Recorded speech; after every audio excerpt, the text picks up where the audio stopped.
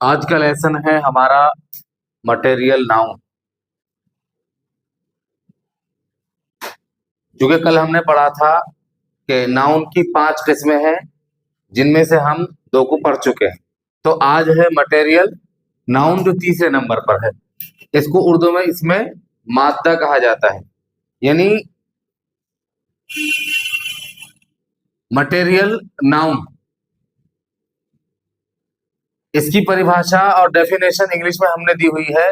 A material noun is the name of some metal और thing from which other things are made.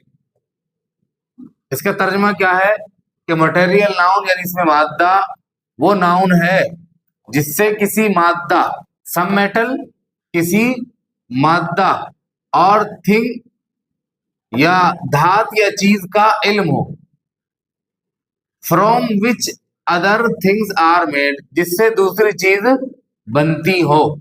यानी material noun में वो nouns आ जाएंगे कि जो मटेरियल के तौर पर यूज होते हैं किसी चीज को बनने के लिए। धात, जो धात है, मटेरियल है, जिनसे दूसरी चीजें बनती हैं, वो चीजें क्या होंगी? मटेरियल नाउन कहलाएंगी। जैसे सोना है, सोने से जेवर बनते हैं। लोहा है, आयरन है, उससे बहुत सारी मुख्तलिफ चीजें बनती है। लकड़ी है, वुड, उससे भी बहुत सारे सामान, फर्नीचर तैयार किए जाते हैं। तो इस तरह के जो नाउन और जो चीजें हैं जिनसे दूसरी चीजें बनती हैं, तो वो क्या कहलाएंगी? Material noun. ठीक है, तो इसमें मादा किसे कहेंगे? यानी मटेरियल नाउन जिससे किसी मादा, धात या चीज का इल्म हो, जिससे दूसरी चीज बनती हो। मैंने कुछ इसके एग्जांपल दिए हैं इंग्लिश में, जैसे milk, gold, silver, iron, would. ये चारों पांचों मिसालें जो मैंने दी हुई है, ये मटेरियल नाउन में आएगी, क्योंकि ये मादा और मटेरियल के तौर पर हैं जिनसे दूसरी चीजें बनती है। जैसे मिल्क है, दूध, इससे भी बहुत सारी चीजें बनती हैं कि नहीं बनती? और दूसरा है गोल्ड, ये भी मादा है, एक मटेरियल है जिससे दूसरी चीजें बनती हैं। जेवर है, रिंग है, चैन है, ऐसी सिल्वर, चांदी, ये भी मटेरियल के तौर पर यूज होती है, इससे दूसरी चीजें बनती है। आयरन, लोहा, वुड, लकड़ी, तो ये वो चीजें हैं जिनसे दूसरी चीजें बनती हैं। ये मटेरियल और मादे के तौर पर इनको इस्तेमाल किया जाता है। तो ये सारी चीजें क्या होंगी? Material noun. तो मटेरियल नाउन में वो सारी चीजें आ गई हैं कि जिनसे दूसरी चीजें बनती हैं। कोई अगर नाउन ऐसा है जिनसे दूसरी चीजें बनती हैं, तो वो मटेरियल नाउन में आएगा। ठीक है, मैंने इनके एग्जांपल दिए हुए हैं सेंटेंस के उसमें। जैसे कि यह milk is good for health, दूध सेहत के लिए अच्छा है। दूध सेहत के लिए अच्छा है, तो यहां ये मिल्क क्या होगा? मटेरियल नाउन है। क्या है ये? Material noun. ऐसी gold is a costly metal, सोना एक कीमती धात है।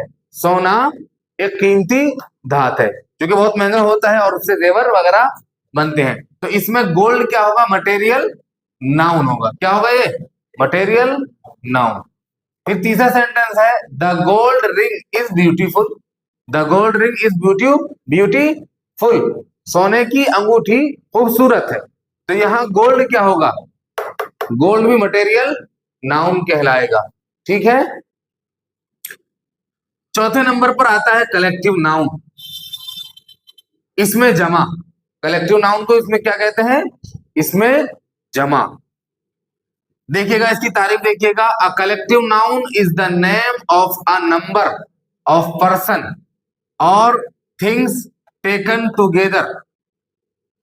कि कलेक्टिव नाउन वो इस्म है जिसमें एक लफ्ज से एक ही तरह के अशखास और एक ही तरह के अस्मा का मजमुआ मुराद हो, उसको इसमें जमा यानी कलेक्टिव नाउन कहते हैं। क्या है इसमें तारीफ में क्या आया हुआ है कि इसमें जमा यानी कलेक्टिव नाउन में क्या होता है? एक लफ्ज होता है और एक लफ्ज से बहुत सारे अफराद मुराद होते हैं।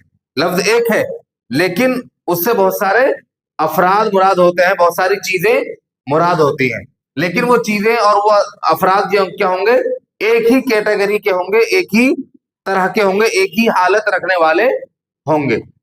तो यह तारीफ की है कि इसमें जमा यानी कलेक्टिव नाउन कहते हैं कि जिसमें एक लफ्ज से एक ही तरह के अशखास और एक ही तरह के अस्मा का मजमुआ मुराद हो। लफ्ज तो एक होगा, लफ्ज क्या होगा, वाहिद होगा, लेकिन उसके अफराद क्या होंगे, ज्यादा होंगे, प्लूरल होंगे, एक मजमुआ मुराद होगा। तो एक लफ्ज से एक ही तरह के अशखास और एक ही तरह के अस्मा का मजमुआ मुराद हो तो उसको इसमें जमा यानी कलेक्टिव नाउन कहते हैं।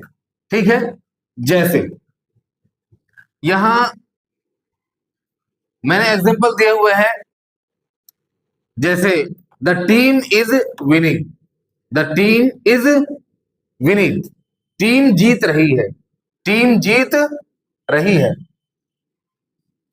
तो टीम यहां क्या है, कलेक्टिव नाउन है। क्या है ये, कलेक्टिव नाउन।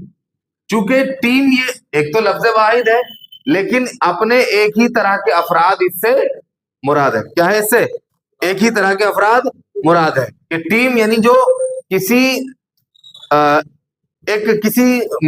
खेल के लिए किसी टीम का गठन किया जाता है, जैसे क्रिकेट टीम होती है, तो क्रिकेट टीम में सारे एक ही तरह के अफराद होते हैं, यानी वो अफराद होते हैं जो क्रिकेट मैच खेलते हैं। ऐसा नहीं है कि उस टीम में 6 प्लेयर तो क्रिकेट के हों और 6 प्लेयर फुटबॉल के हों, ऐसा नहीं। एक ही तरह के अफराद का जो मजमुआ होगा उसको टीम कहा जाएगा। ठीक है, तो इनका काम, जैसे क्रिकेट टीम है तो क्रिकेट टीम के जो सारे प्लेयर हैं वो सब एक ही तरह के हैं, यानी एक ही कैटेगरी के हैं कि सारे लोग कौन हैं, क्रिकेट खेलने वाले। ऐसा नहीं है कि उनमें से कुछ फुटबॉल खिलाड़ी हैं और कुछ क्रिकेट के खिलाड़ी, ऐसा नहीं। तो एक ही कैटेगरी और एक ही तरह के अफराद पर वो लफ्ज सादिक आएगा। ठीक है, दूसरा लफ्ज है इसमें क्लास। क्या है इसमें, क्लास। तो क्लास किसे कहते हैं, कुछ बच्चे उसमें पढ़ने वाले हों, जहां लेसन पढ़ाया जाता हो, टीचिंग जहां की जाती हो, तो क्लास एक बच्चे को नहीं कहेंगे, क्लास में एक बच्चे को यानी एक स्टूडेंट से क्लास नहीं बनती, क्लास बनती है कई स्टूडेंट से मिलकर के। किससे बनती है, कई स्टूडेंट से मिलकर के क्लास बनती है। तो क्लास यानी कि एक ही कैटेगरी के, एक लफ्ज है लेकिन बहुत सारे अफराद पर सादिक आएगा। जैसे 5th क्लास, 4th क्लास, तो उस 5th क्लास या 4th क्लास में एक ही कैटेगरी के बच्चे होंगे, यानी 5th क्लास है तो मतलब उसमें 5th क्लास में पढ़ने वाले बच्चे जो बहुत सारे हो सकते हैं। ठीक है, तो क्लास एक लफ्ज है लेकिन ये एक ही तरह के अशखास यानी जो क्लास में पढ़ने वाले बच्चे हैं सब पर सादिक आएगा। ठीक है, इसी तरीके से मैंने यहां बहुत सारे कलेक्टिव नाउन दिए हुए हैं, क्लास, टीम, आर्मी। आर्मी जो सरहदों की हिफाजत करने वाले हैं, तो आर्मी किसे कहेंगे, एक ही लफ्ज है आर्मी लेकिन इससे एक ही तरह के अफराद और अशखास मुराद होंगे। तो आर्मी से वो अफराद मुराद होंगे जो फौज में भर्ती हैं, जो सरहदों की हिफाजत करते हैं। ऐसा नहीं है कि आर्मी में कुछ तो वो हैं जो फौजी हैं और ऐसा नहीं है कि जो पुलिसमैन है, दोनों को मिलाकर के आर्मी कहा जाएगा, नहीं। आर्मी की कैटेगरी अलग और पुलिस की कैटेगरी अलग। ऐसे ग्रुप, क्राउड, भीड़। आपने ग्रुप बोला तो ग्रुप क्या एक आदमी को ग्रुप बोलेंगे, नहीं। मजमुआ किसे बोलेंगे, बहुत सारे अफराद को मिलाकर के क्या बनता है, ग्रुप और मजमुआ बनता है। तो ग्रुप भी जो है एक लफ्ज है लेकिन बहुत सारे अफराद पर सादिक आएगा। ऐसी क्राउड, भीड़, एक आदमी के कहीं खड़े होने को भीड़ तो नहीं कहा जाएगा, जब वहां काफी सारे लोग खड़े होंगे तो उसको क्या कहा जाएगा, क्राउड, भीड़ कहा जाएगा।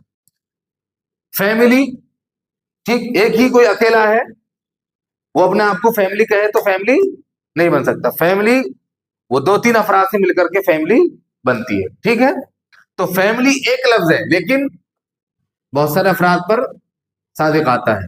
ठीक है, तो मैंने यहां जिसमें एक लफ्ज से एक ही तरह के अशखास और एक ही तरह के अस्मा का मजमुआ मुराद। फैमिली में भी यही है कि जो एक आदमी की फैमिली होगी वही तो एक कैटेगरी, यानी एक आदमी की जो फैमिली है वो फैमिली होगी। ऐसा नहीं कि दो लोग इस फैमिली के दो उस फैमिली के मिलाकर के एक फैमिली बना दी, ऐसा नहीं, एक ही कैटेगरी के। ठीक है, तो वो फैमिली में आएंगे। अब यहां मैंने एक नोट दिया हुआ है कलेक्टिव नाउन के ताल्लुक से। क्या है इसमें कि कलेक्टिव नाउन हमेशा वाहिद होते हैं, यानी कलेक्टिव नाउन जो लफ्ज है ये क्या है, जैसे ये है class, team, army, group, crowd, family, तो ये कहते हैं कि ये कलेक्टिव नाउन है सारे।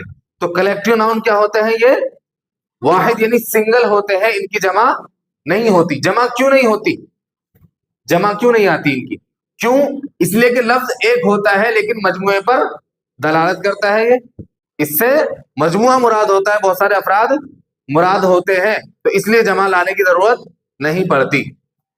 जैसे कलेक्टिव नाउन हमेशा वाहिद होते हैं क्योंकि एक ही लफ्ज से पूरी जमात मुराद होती है, लेकिन अगर उनकी जमा यानी प्लूरल बनाया जाए तो ये कॉमन नाउन में चले जाते हैं। यानी अगर हमने मान लीजिए क्लास, इसकी प्लूरल बना दिया क्लासेस, ठीक, ऐसे ही और भी अल्फाज है, ग्रुप्स, फैमिलीज, आर्मीज, इस तरह हमने अगर इनकी जमा बना दी, ठीक है, एस लगा करके या ई एस लगा करके हमने कलेक्टिव नाउन कि अगर हमने जमा बना दी तो फिर वो कलेक्टिव नाउन नहीं रहेंगे, किसमें चले जाएंगे, कॉमन नाउन में चले जाएंगे। ठीक है, जैसे मैंने एक मिसाल दी है, many families are visiting the park today, कई खानदान या कई फैमिली आज पार्क जा रहे हैं, पार्क जा रहे हैं, पार्क का विजिट करने जा रहे हैं। तो ये यहां जो है फैमिली, ये प्लूरल के तौर पर यूज हुआ है, किसके तौर पर यूज हुआ है, प्लूरल जमा। फैमिली जो कलेक्टिव नाउन था उसकी हमने जमा बना दी ई एस लगा करके, तो ये फैमिली से अब क्या बन गया, ये जमा हो गया, यानी प्लूरल नाउन हो गया। तो अब ये कलेक्टिव नाउन नहीं रहेगा बल्कि कहां चला जाएगा, कॉमन नाउन बन जाएगा। तो ये वाला कौन है, ये कॉमन नाउन में है। ठीक है, ये वाला 5वें नंबर पर है एब्स्ट्रैक्ट नाउन। इसको उर्दू में इसमें कैफियत कहा जाता है। क्या है ये, एब्स्ट्रैक्ट नाउन।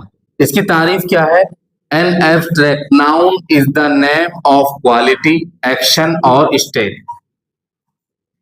यानी एब्स्ट्रैक्ट नाउन वो इस्म है जिससे किसी शख्स या चीज की क्वालिटी, क्या है ये, जिससे किसी शख्स या चीज की क्वालिटी यानी अच्छाई बुराई,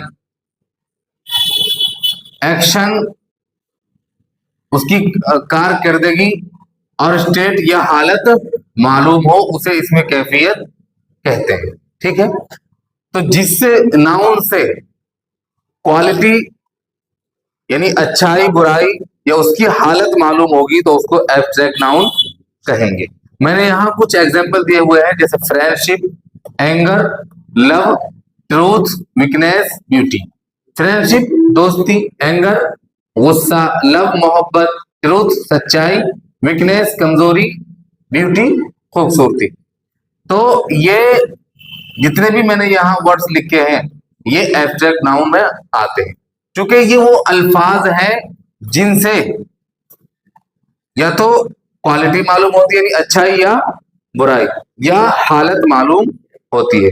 ठीक है, और एग्जांपल सेंटेंस में love is the power, love is the powerful, के मोहब्बत ताकत है, मोहब्बत ताकत है, तो लव क्या होगा, ये एब्स्ट्रैक्ट नाउन।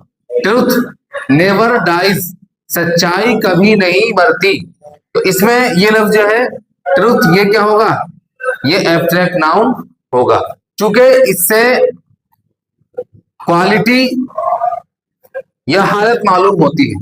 ठीक है, यहां अच्छाई या बुराई, मैं सच बोलना अच्छाई में आता है कि नहीं आता, ठीक है। तो एंगर इज डेंजरस, गुस्सा खतरनाक है, गुस्सा खतरनाक है, तो ये एंगर एब्स्ट्रैक्ट नाउन के तौर पर यूज हुआ है।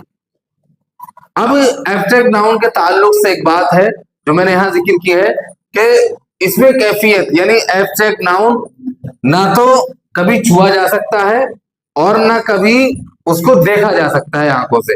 अलबत्ता एब्स्ट्रैक्ट नाउन में जो अल्फाज आते हैं उनको महसूस किया जा सकता है। आप देख सकते हैं जितने भी मैंने एग्जांपल दिए हैं ये वो अल्फाज और एब्स्ट्रैक्ट नाउन हैं कि जिनको हम देख नहीं सकते लेकिन महसूस कर सकते हैं।